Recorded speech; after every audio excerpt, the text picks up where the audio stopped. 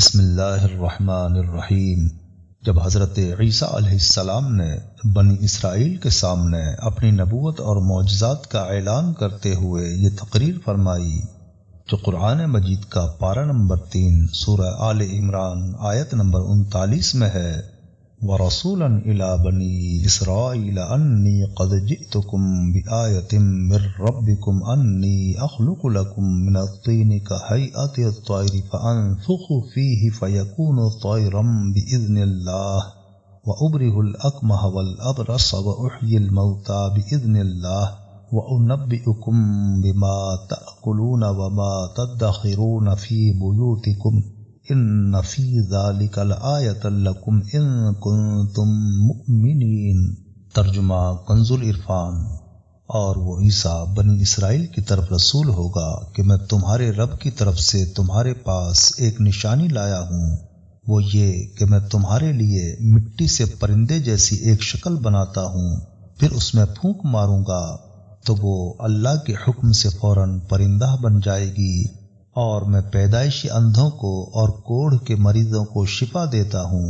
اور میں اللہ کے حکم سے مردوں کو زندہ کرتا ہوں، اور تمہیں غیب کی خبر دیتا ہوں جو تم کھاتے ہو اور جو اپنے گھروں میں جمع کرتے ہو۔ بے شک ان باتوں میں تمہارے لیے بڑی نشانی ہے اگر تم ایمان رکھتے ہو۔ حضرت عیسیٰ علیہ السلام کی اس تقریر کے بعد بنی اسرائیل نے یہ معجزہ طلب کیا کہ مٹی کا پرندہ بنا کر اڑا دیں، تو حضرت عیسیٰ علیہ السلام نے مٹی کے چمگادڑ بنا کر ان کو اڑا دیا۔ روایت ہے جب تک بنی اسرائیل دیکھتے رہتے یہ چمگادڑ اڑتے رہتے۔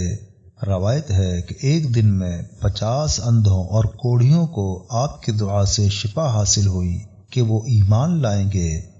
روایت ہے حضرت عیسیٰ علیہ السلام کے ایک مخلص دوست جن کا نام عادر تھا، جب ان کا انتقال ہونے لگا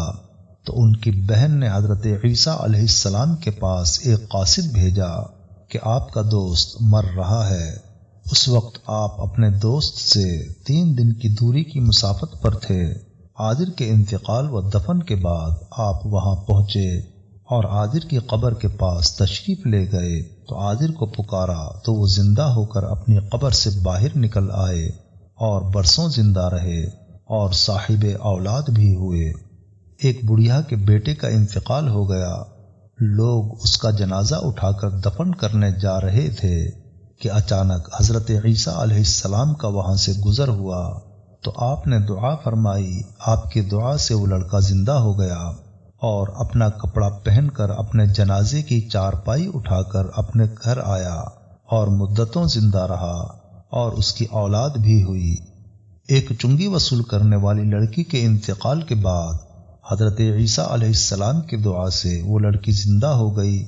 اور بہت دنوں تک زندہ رہی اور اس کے کئی بچے بھی ہوئے۔ جب آپ نے ان تینوں مردوں کو زندہ فرمایا تو بنی اسرائیل کے شریروں نے یہ کہا کہ در حقیقت یہ مرے ہوئے نہیں تھے بلکہ ان تینوں پر سکتہ طاری تھا، اس لیے وہ ہوش میں آ گئے، لہذا آپ کسی پرانے مردے کو زندہ کر کے دکھائیے۔ تو آپ نے فرمایا کہ حضرت سام بن نوح علیہ السلام کو وفات پائے ہوئے 4000 برس کا زمانہ گزر گیا، تم لوگ مجھے ان کی قبر پر لے چلو، میں ان کو خدا کے حکم سے زندہ کر دیتا ہوں۔ تو آپ نے ان کی قبر کے پاس جا کر اسم اعظم پڑھا تو فوراً حضرت سام بن نوح علیہ السلام اپنی قبر سے زندہ ہو کر نکل آئے اور گھبرائے ہوئے پوچھا کہ قیامت قائم ہو گئی۔ پھر وہ حضرت عیسیٰ علیہ السلام پر ایمان لائے، پھر تھوڑی دیر بعد ان کا انتقال ہو گیا۔